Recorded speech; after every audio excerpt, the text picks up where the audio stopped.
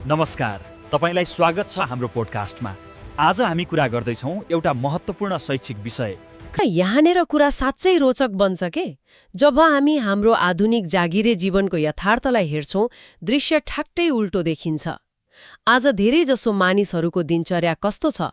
बिहान उठ्यो, हतार हतार तयार भयो, ट्राफिक जाममा पड्दै अफिस पुग्यो र दिन काट्नका लागि मात्र एउटा स्वचालित मसिन वा भनौँ अटो पाइलट जस्तै बाँच्यो। हो, धेरैको जिन्दगी त्यही चक्रमा फसिरहेको छ। मानिसहरू बाहिरी काम र जागिरमा दिनको 10-12 घण्टा आफ्नो सम्पूर्ण ऊर्जा र समय सुम्पिन तयार छन्, किनकि त्यहाँ नियम हुन्छ, काम नसकेला भन्ने डर हुन्छ र सबैभन्दा ठूलो कुरा, त्यहाँ एउटा हाकिम हुन्छ जसले हामीलाई के गर्ने भनेर अहराउँछ।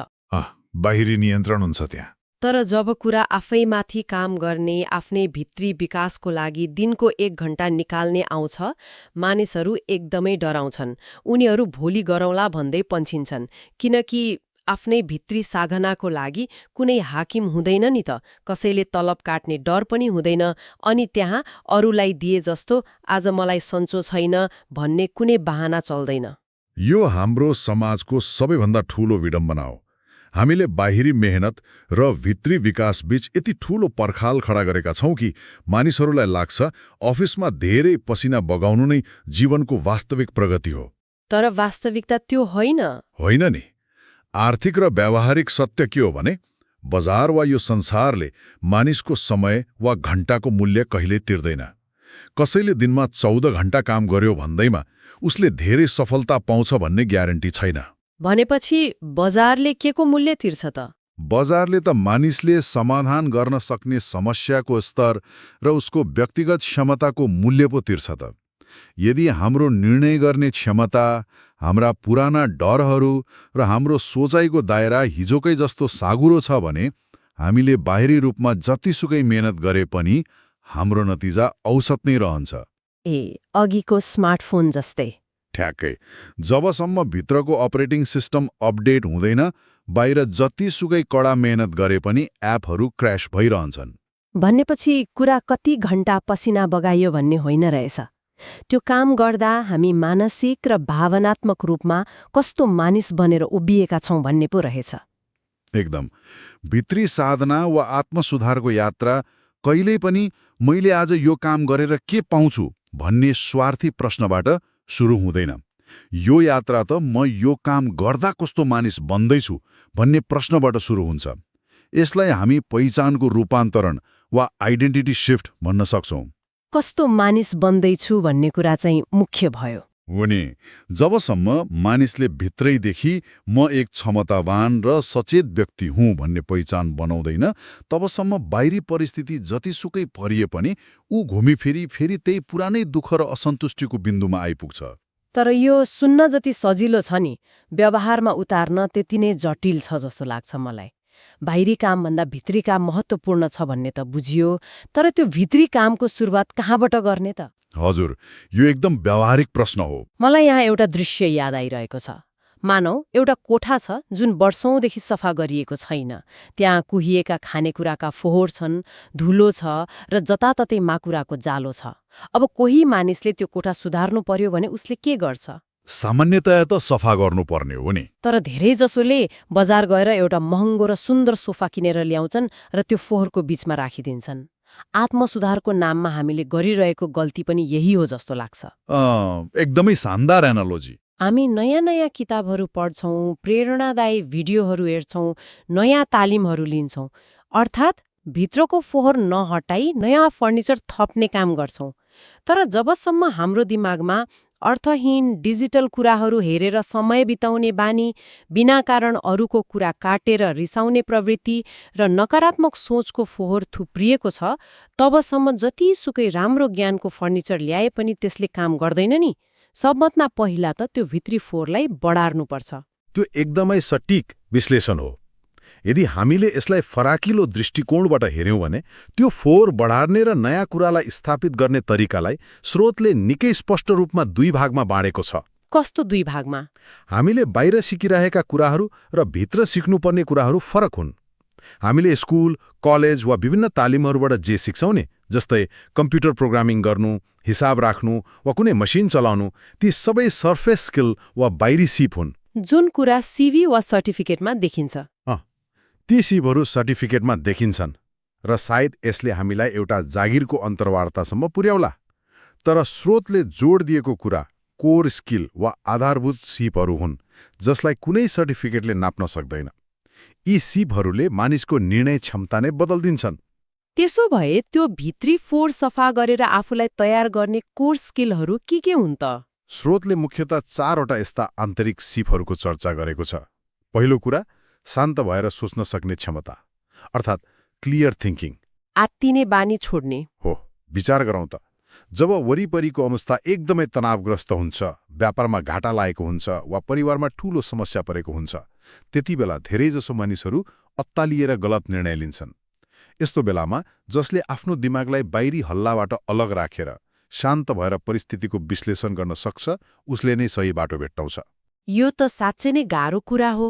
अत्तालिने परिस्थितिमा शान्त रहन के रोक्छ भन्दा सायद हाम्रो सानो सानो मजा खोज्ने र भावनाको दास बन्ने बानीले होला। त्यही नै दोस्रो सिप हो, आत्मनियन्त्रण वा सेल्फ कन्ट्रोल। आजको आधुनिक समाजमा सबैभन्दा ठूलो समस्या भनेको अहिले तत्कालै मजा लिने र भविष्यलाई दाउमा लगाउने प्रवृत्ति हो। अलि बोर लाग्यो कि फोन निकाल्यो। ठ्याक्कै। हामीलाई भोक लाग्यो भने तुरुन्तै जङ्क फुड खानुपर्छ, बोर लाग्यो भने तुरुन्तै फोन निकालेर स्क्रोल गर्नुपर्छ। आत्मनियन्त्रण भनेको यो तत्काल पाइने क्षणिक खुसी वा डोपामाइनको दास नबन्नु हो। अहिलेको सानो अल्छीपना वा मजालाई त्यागेर भविष्यको ठूलो लक्ष्यको लागि आफैलाई अनुशासित राख्न सक्ने क्षमता नै महत्त्वपूर्ण हो। अनि अर्को महत्त्वपूर्ण कुरा जुन हामी अक्सर बेवास्ता गर्छौं त्यो हो सञ्चार वा कम्युनिकेसन। धेरैलाई लाग्छ कि कम्युनिकेसन भनेको धेरै बोल्न जान्नु वा फर्र विदेशी भाषा बोल्न सक्नु हो। तर स्रोतले यसलाई कसरी व्याख्या गरेको छ भने सरल र इमान्दार सञ्चार भनेको के बोल्ने भनेर जान्नु मात्र होइन, कति बेला चुप लाग्ने भनेर जान्नु पनि हो। हो नि, सही समयमा चुप लाग्नु पनि कला हो। एकदम। अनि कहिलेकाहीँ जतिसुकै गाह्रो भए पनि अरूलाई नराम्रो लाग्ला कि भनेर नडराई स्पष्ट र दृढताका साथ आफ्नो सत्य कुरा राख्न सक्नु नै वास्तविक सञ्चार हो। अनि चौथो सिप नि? यी सबै कुरा सिक्नको लागि चौथो सिप अपरिहार्य छ। त्यो हो सिक्ने गति वा लर्निङ स्पिड र आफ्नो अहङ्कारलाई व्यवस्थापन गर्ने क्षमता। अहङ्कारलाई व्यवस्थापन गर्ने कसरी? आजको दुनियाँ यति छिटो बदलिँदैछ कि हिजो सिकेको कुरा आज काम नलाग्न सक्छ। यस्तो अवस्थामा नयाँ कुरा सिक्नको लागि मानिसले आफ्नो इगोलाई पुरै झुकाउन सक्नुपर्छ। जसलाई मलाई त सबै कुरा पहिल्यै थाहा छ, मैले त यत्रो डिग्री लिएको छु भन्ने भ्रम हुन्छ, उसको दिमागको ढोका त्यहीँ बन्द हुन्छ। ऊ नयाँ कुरा सिक्न सक्दैन। साँच्चै इगोले त धेरै कुरा रोक्छ। र हेर्नुस्, यी सबै आन्तरिक सिपहरू विकास गर्न स्रोतले एउटा अत्यन्तै शक्तिशाली अभ्यास अगाडि सारेको छ। त्यो हो हरेक दिन आफूलाई कम्तीमा 30 मिनट शून्य समय वा एकान्त दिनु। यसलाई एउटा नन निगोसिएबल वा कुनै पनि हालतमा नटार्ने नियम बनाउनुपर्छ। यो 30 मिनेटको नियम सुन्दा एकदम सामान्य लाग्छ नि, तर मलाई लाग्छ यो सबैभन्दा चुनौतीपूर्ण काम हो। किन त्यस्तो लाग्छ तपाईँलाई? जब मानिस कोठामा एक्लै बस्छ, न फोन छ, न कोही बोल्ने मान्छे छ, न कुनै सङ्गीत बजिरहेको छ, त्यति बेला सुरुका केही मिनेट त दिमागमा यति धेरै विचारहरू आउँछन्, पुराना कुराहरूले यति सताउँछन् कि मानिसलाई त्यहाँबाट भागेर फोन चलाउन मन लाग्छ के? त्यो भाग्न मन लाग्नु नै वास्तवमा हाम्रो दिमागको उपचार सुरु भएको सङ्केत हो। त्यो 30 मिनेटको एकान्त भनेको भित्री साधनाको प्रयोगशाला हो। प्रयोगशाला भन्नाले? जब हामी बाहिरी उत्तेजनाहरू बन्द गर्छौं, तब मात्र हामीले हाम्रो मनभित्र कस्तो फोहोर जम्मा भएको रहेछ भनेर देख्न सक्छौं। सुरुमा हत्तालिए पनि बिस्तारै दिमाग शान्त हुन थाल्छ र उसले आफ्नै विचारहरूलाई साक्षी भएर हेर्न सिक्छ। तर विडम्बना के छ भने यति प्रभावकारी तरिकाहरू हुँदाहुँदै पनि धेरै मानिसहरू यसलाई अपनाउन चाहँदैनन्। किन होला त? किनभने यो आफैलाई चिन्ने बाटो निकै एक्लो र असजिलो हुन्छ। जब कुनै मानिसले आफूलाई सुधार्न र नयाँ बाटोमा हिँड्न थाल्छ, ऊ बिस्तारै आफ्ना पुराना साथीभाइको सर्कलबाट, पुराना गफ र बानीहरूबाट टाढा हुँदै जान्छ। यो अवस्था मानिसको लागि निकै पीडादायी हुन्छ। पुरानो संसार छोडिसकेको तर नयाँ संसार पूर्ण रूपमा बनिसकेको नहुने अवस्था। ठ्याक्कै त्यही हो। त्यसो भए यसको समग्र अर्थ के हो त? यदि यो बाटो यति एक्लो र गाह्रो छ भने मानिसहरूले यो दुःख किन मोल लिने?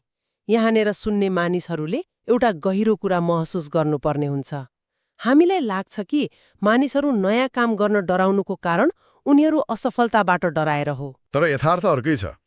हो, मानिसहरू असफलताबाट होइन, उनीहरू आफूलाई सजिलो लाग्ने र केही परिवर्तन गर्न नपर्ने सीमित दायरा, जसलाई हामी कम्फर्ट जोन भन्छौं, त्यहाँ नराम्ररी फसेका हुन्छन्। यो सबै कुरा ठिकै छ नि, किन दुःख गर्नु भन्ने अवस्था किन यति धेरै खतरनाक छ त? किनकि यो ठिकै छ भन्ने अवस्था एउटा मन्द विष जस्तै हो के। यसले तत्काल कुनै दुःख दिँदैन, तर भित्रभित्रै मानिसको सम्पूर्ण सम्भावनालाई मारिरहेको हुन्छ। मानिसहरू असफलताबाट होइन, एभरेज वा औसत बनेर हार्छन्। एभरेज बनेर हार्छन्। गहिरो कुरा। दुखाइ वा असफलताले त मानिसलाई धक्का दिन्छ, केही नयाँ गर्न बाध्य बनाउँछ नि। तर यो कम्फर्टको लतले मानिसलाई न अगाडि बढ्न दिन्छ न पछाडि हट्न। अर्को ठूलो भ्रम भनेको मोटिभेसनको हो। मानिसहरू भिडियो हेरेर एक दिनको लागि ऊर्जावान हुन्छन्, तर मोटिभेसन कहिल्यै भरपर्दो हुँदैन। अनि के भरपर्दो हुन्छ त? हामीलाई दिगो प्रगतिको लागि एउटा बलियो सिस्टमको आवश्यकता पर्छ। सिस्टम अर्थात् आफ्नो भावनालाई पन्छाएर आफ्नो लक्ष्यप्रति प्रतिबद्ध हुनु। आज भोगेको यो मानसिक वा शारीरिक असजिलोपनले नै वास्तवमा हाम्रो भविष्यलाई सुरक्षित गर्छ, होइन र? हो नि। स्रोतले एउटा गजबको नियम दिएको छ। हरेक दिन कम्तीमा एउटा यस्तो काम गर्ने जसले गर्दा भविष्यको मले वर्तमानको मप्रति गर्व गर्न सकोस्, चाहे त्यो काम गर्दा आज जतिसुकै गाह्रो वा अल्छी किन नलागोस्। बाहिरी दुनियाँको ताली भन्दा भित्री अलाइनमेन्ट महत्त्वपूर्ण हुन्छ। एकदम सही। दुवै स्रोतको समग्र विश्लेषण गर्दा एउटा स्पष्ट निष्कर्ष निस्कन्छ, आफ्नै भित्री साधना वा सेल्फ मास्टरीमा मेहनत गर्नु नै वास्तवमा आफ्नो कर्मको सम्पूर्ण जिम्मेवारी लिनु हो। कर्मको जिम्मेवारी लिने। जब हामी आफ्ना भित्री भावनाहरू र दैनिक बाणीहरूलाई साक्षी भावले हेरेर शुद्ध बनाउँछौं, तब हामीले ब्रह्माण्डको ऊर्जाहरूसँग तालमेल मिलाइरहेका हुन्छौं।